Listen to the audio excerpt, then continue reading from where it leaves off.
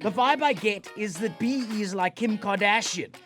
It has made a few well-connected black dudes very happy and done all for everyone else. The whole process of BE, it was about deracializing the apartheid economy. And people have got lost about the original objective of the project, which was to deracialize the economy. People mustn't conflate that with the failures of the ANC government. No, I think you're much more polite than I am. Foot sack, you racist Rebecca bastards, is what I would have said. A huge argument around the GNU is that somehow it will be good for the economy if the ANC has like white managers called the DA. We're like, can I speak to the manager was a country? Has it worked? No, the GNU, whichever way you look at it, it's a complete disaster.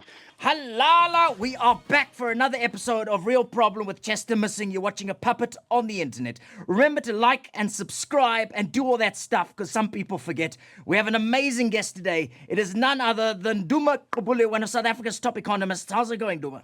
How's it, Chester? Nice to meet you finally. It's really exciting. I'm very excited. I've followed your work. You came wearing an ANC top, which is very honest of you. I like that. Yeah, anyway, thank you so much for inviting me. Yeah. It's great that you're here. Listen, you know everything there is to know about transformation. In real terms, how much has changed for people of color, black people in South Africa since 1994? Because to be honest, South Africa seems like when there's another Fast and Furious movie. It's the same shit, different year. Yes, very little has changed since 1994. Unemployment, as you know, is very high. It's higher than it was in 1994. People don't participate in the economy. It's for most black people, it is the same. But if you work in the public sector, there has been transformation there and people have jobs there. But the whole process of BE, it was about deracializing the apartheid economy. And people have got lost about the original objective of the project, which was to deracialize the economy. So the BE policies are to deracialize the economy. People mustn't conflate that with the failures of the ANC government because nobody in their right mind can argue that a country that had such high inequalities, racialized inequalities, that it would suddenly mend itself. That makes no sense whatsoever, yeah. I totally agree. And for the idiots, and by idiots I mean John Steenhuisen, Yeah.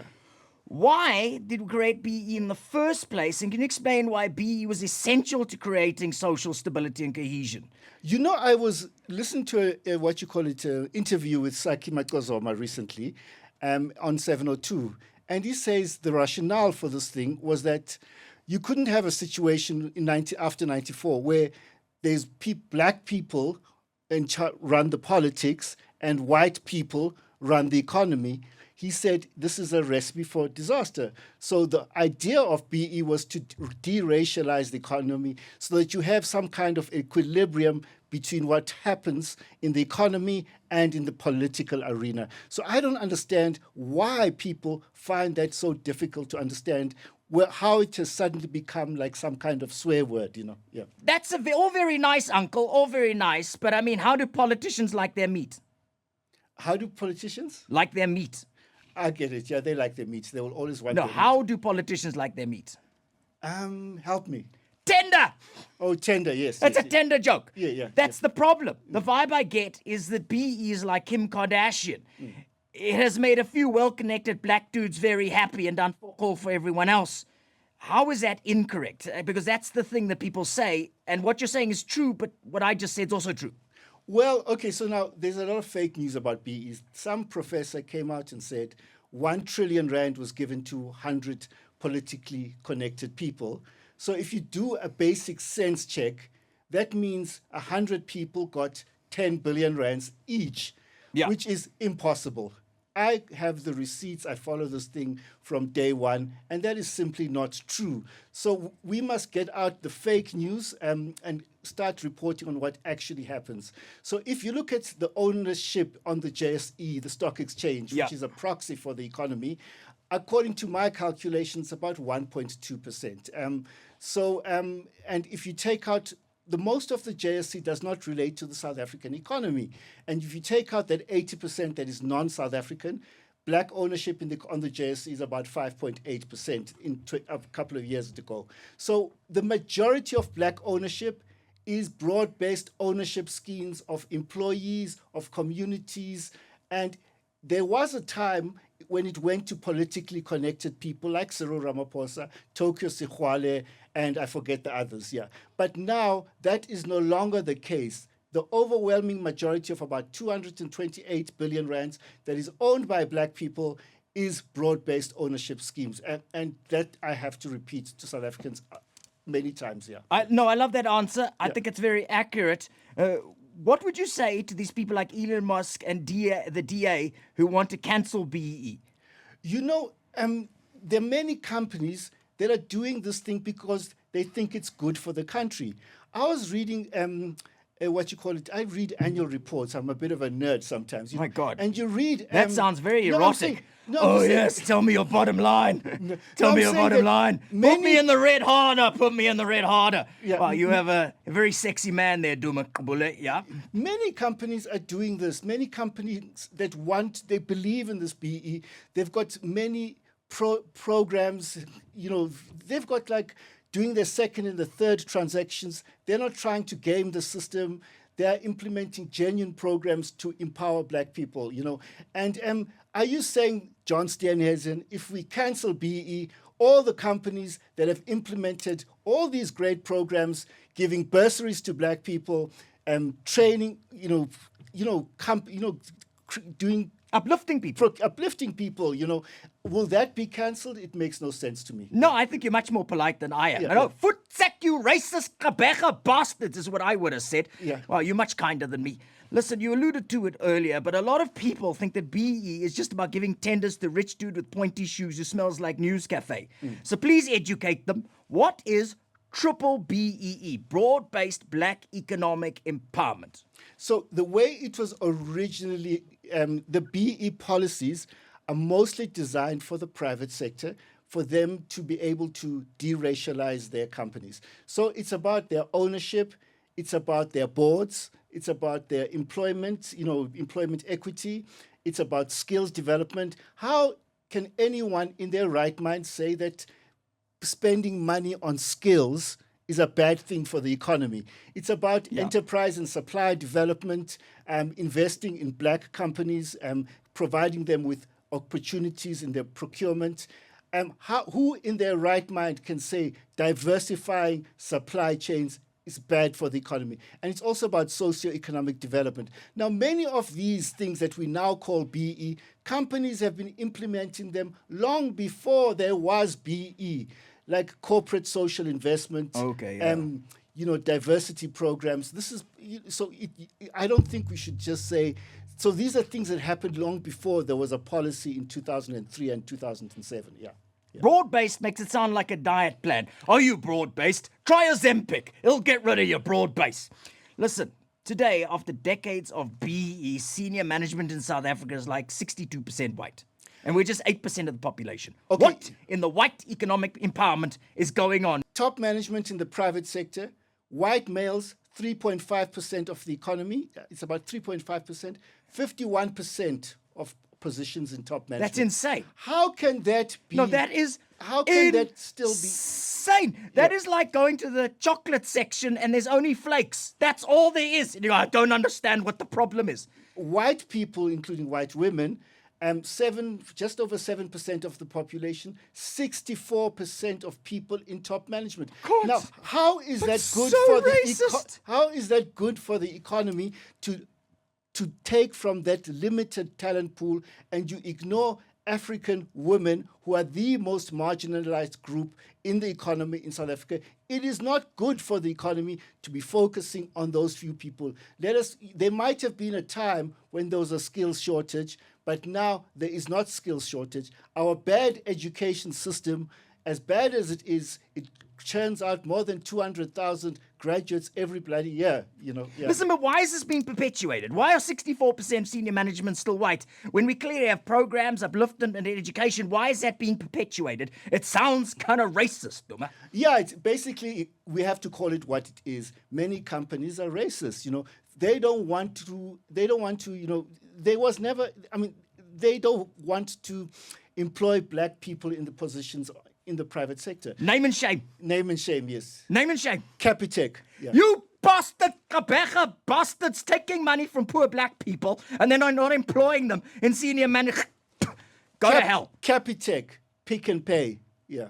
Oh, These wow. are the least empowered company. Well, Capitec, last time Turns I out looked, my smart shopper card's not smart. last time I looked, the whole top management mostly white, No, man. In 31 years after our democracy, and So they're just, it's people who are in positions giving jobs to people who look each like other, them yes, and yes, acting yes. like, I don't know how that happened. I don't see color, so I didn't realize they were white. Yeah. No, that's insane. Absolutely disgusting. Do bloody better. Look, a huge argument around the GNU is that somehow it will be good for the economy if the ANC has like white managers called the DA. We're like, can I speak to the manager was a country? Has it worked? No, the GNU, whichever way you look at it, it's a complete disaster. We are having now, in 2025, the third consecutive year of GDP growth less than 1%. Now, so we had GDP is not growing by more than 1%. Nothing that has happened shows that the economy is growing. There is no plan from the ANC. There's no plan from the DA, the two parties in this coalition, to get this economy growing. And I, for the life of me, don't understand.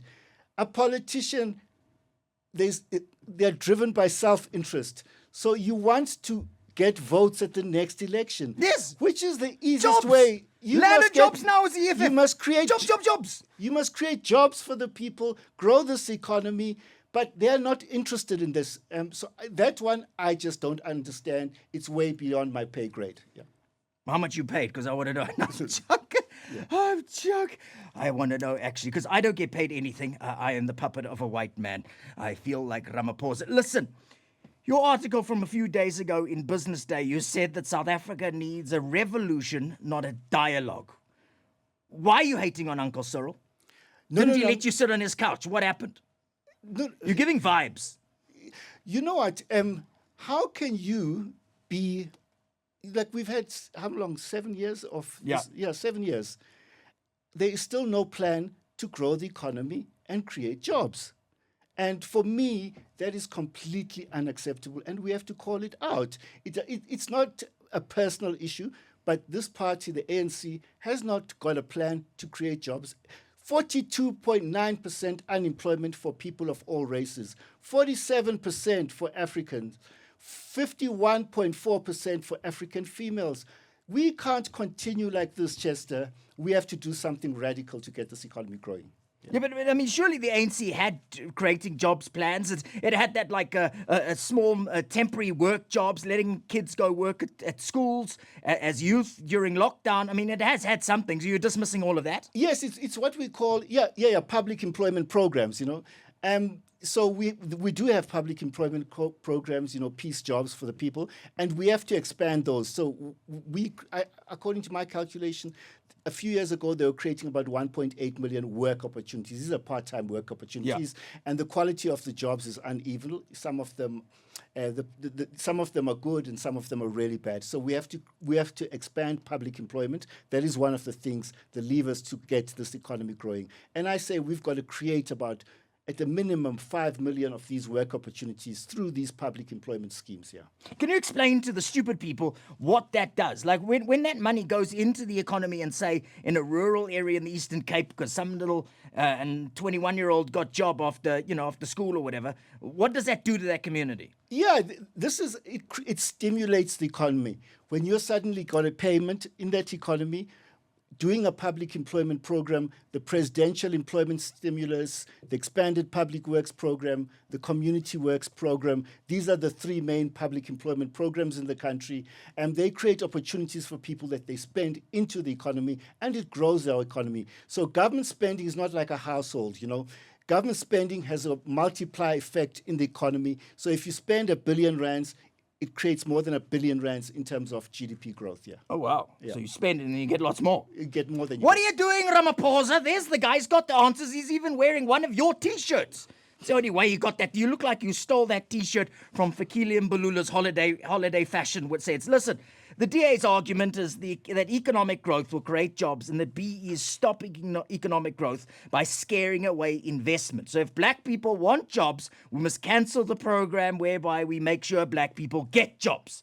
That's some twisted logic. Please explain why that is a load of bullcuck in a way that someone with just a matric can understand, and I again mean John Steenhuisen. Well, investment follows GDP growth. Nobody is going to invest in an economy that is not growing, number one. Number two, the reason there's no investment is that companies say people do not have the money to buy the things that we produce. So there is too much supply, excess supply, and inadequate demand. People don't have the money. So we have to put money into the pockets of people. That's why I'm a supporter of universal basic income and try to get people, it must stimulate the economy. The spare capacity in this economy is more than 20% for the very long time. So we have to get more money circulating in the economy, and the money can only come from government. So if you scrap BE in this economy that's not growing, it will not make a difference at all. Oh, wow. So it's just going to do nothing. Yeah. Oh, wow. Well, good luck with that, John. So listen, this is what I don't understand, right? They do argue that it does scare away investment. And with Elon Musk, who's a racist bastard, we know that. But that is an example of people saying we won't invest in the country if you have these laws that make it expensive for us to do so. How would you argue against those bastards? Well, as I said, investment follows the growth of the economy. It follows GDP growth. That's number one. So investment, the companies invest when there are customers that are going to buy the things they produce. It's not about BE. So we have to create an environment where there is demand in this economy and people will be able to invest. So I don't think that investment has got anything to do with BE because, so many companies are implementing BE voluntarily and it doesn't stop them from investment. But in terms of investment, the biggest investment strike is by the public sector, not the private sector. I repeat, the public sector investment strike. If you look at what's an investment strike? They've decided that's like when you don't want to pay your car guard. That's what it sounds like. It's when you don't want to invest in the economy. So when the government is not investing in the economy, the past 10 years, real per person public investment has collapsed by 40%. But they can't invest, Duma. They stole all the money. Haven't you been watching? I know. Yeah. But they've also stopped, Joburg, where we live. I actually looked at the statistics for Joburg. When Mashaba became mayor, he said he had a backlog of about 170 billion rand infrastructure. Now the backlog. I thought you were going to say hair product, but no. I have 170 million backlog of hair product. So now, basically, the government per person investment in Jersey has collapsed by 50%. Now that is why every part of Joburg is looking like a slum. And so what logic is that? For us to not invest in. Why aren't they investing? I don't know. It's like I don't know. Like you're the one guy who should know. No. You're literally the cleverest guy I know. No. If you know, literally nobody else knows. No. The government has stopped investing in its people. They believe that we have a budget problem. We can't invest in infrastructure. It makes no sense whatsoever because investment, according to economists the world over, they show that investment has got a very high multiplier. It creates jobs. And as the Treasury itself says, if you spend R1 million of investment in a construction site, it creates jobs for people whose highest qualification is matric. So it creates many jobs. So is that another John Steenhuisen reference? Oh, thank you. Yeah. You can become a cabinet minister with a matric these days, Duma. I don't know why you thought construction sites are where it's at. What Lumka Oliphant was talking about. But anyway. Yeah. Listen, do you think we'll ever get PEE? Puppet economic empowerment. I'm asking for Ramaphosa and Johan Rupert. I don't know. Please, can you look into it? I'll look into it. You're one of the cleverest guys around. Yeah. You know all the deal makers. Mm-hmm. Maybe go chat to those Makazuma guys. You're not writing I will. notes. Puppet economic Probably, empowerment. thank you. I would appreciate you I taking me will seriously. look into that, yeah. Mike, I've never had a guest just stare at me like I stole his farm. I will definitely look into that, yeah. Duma Gqubule, you were an amazing guest. I appreciate you clarifying this. All you idiots who think that BEE is somehow against you can explain to white people who think it's racist to have affirmative action policies to give opportunities to black people why they're racist assholes. Can you clarify it in like 3 sentences? We have to have redress in this economy. We have to have economic redress, and it can't just solve itself, through the market system. We have to. Why can't it? Because that's what the EDA is saying will happen. If Yeah, you just yeah, wait, it's going to- eventually you will stop being in a. The DA is opposed to anything that will benefit black people. I just don't understand. Yeah. Oh, wow. The DA is opposed to anything that'll benefit black people. You heard it. The DA is opposed to Mofire energy drink. Thank you very much, Duma Gqubule. You were amazing. Make sure you like, subscribe. This was a real problem with Chester Missing. I'm out.